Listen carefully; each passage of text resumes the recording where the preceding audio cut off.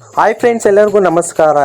ನಾನು ನಮ್ಮ ಫ್ರೆಂಡ್ ಹೀಗೆ ಗಾಡಿಯನ್ನು ಎತ್ತಾಕೊಂಡು ನಮ್ಮ ಹತ್ತಿರದ ಕುರುಡುಮಲೆ ಟೆಂಪಲ್ಗೆ ಹೋಗಿದ್ವಿ. ಮತ್ತೆ ಒಂದು ದಿನ ಯೋಚನೆ ಮಾಡಿದೆ, ಯಾಕೆ ಈ ಊರನ್ನು ಕುರುಡುಮಲೆ ಎಂದು ಕರೆಯುತ್ತಾರೆ ಎಂದು. ಮತ್ತೆ ಗೊತ್ತಾಯಿತು, ಮೊದಲು ಇದನ್ನು ಕೂಡಿಮಲೆ ಎನ್ನುತ್ತಿದ್ದರು. ತಮಿಳಲ್ಲಿ ಕೂಡಿ ಎಂದರೆ ಸೇರು, ಮಲೆ ಎಂದರೆ ಬೆಟ್ಟ ಎಂದರ್ಥ. ಅಂದರೆ ಬೆಟ್ಟದಲ್ಲಿ ಸೇರುವುದು ಎಂದರ್ಥ.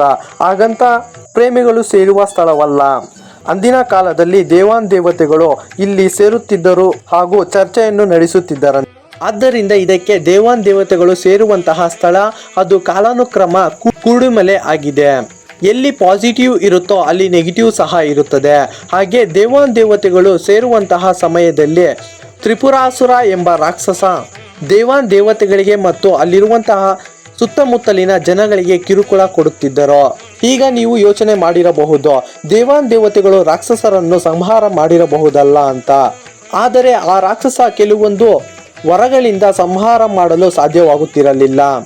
ಅವನನ್ನು ಸಂಹಾರ ಮಾಡುವುದಕ್ಕೆ ಮದುವೆ ಆದ ಮೇಲೆಯೂ ಬ್ರಹ್ಮಚಾರ್ಯವನ್ನು ಯಾರು ಪಾಲನೆ ಮಾಡುತ್ತಿರುತ್ತಾರೋ ಅವರಿಂದ ಮಾತ್ರ ಸಾಧ್ಯವಾಗುತ್ತಿತ್ತು. ಅಂತಹ ಸಮಯದಲ್ಲಿ ತ್ರಿಮೂರ್ತಿಗಳು ಗಣಪನನ್ನು ಇಲ್ಲಿಗೆ ಕಳುಹಿಸಿದ್ದರಂತೆ. ಬಿಕಾಸ್ ಗಣಪತಿ ಬ್ರಹ್ಮಚರ್ಯವನ್ನು ಪಾಲಿಸುತ್ತಿದ್ದರು. ಆ ರಾಕ್ಷಸನನ್ನು ಸಂಹಾರ ಮಾಡಿ ಇಲ್ಲಿ ಮೂರ್ತಿಯಾಗಿ ರೂಪುಗೊಂಡಿದ್ದಾರೆ ಎಂದು ಇಲ್ಲಿನ ಪುರಾಣಗಳು ಮತ್ತು ಇಲ್ಲಿನ ಜನರು ಹೇಳುತ್ತಾರೆ. ನಂತರದ ಕಾಲದಲ್ಲಿ ರಾಮನು ಸೀತೆಯನ್ನು ಹುಡುಕುವಂತಹ ಸಂದರ್ಭದಲ್ಲಿ ಇಲ್ಲಿನ ಗಣಪತಿಗೆ ಪ್ರಾರ್ಥನೆಯನ್ನು ಮಾಡಿದರು ಎಂಬ ಕತೆ ಸಹ ಇದೆ.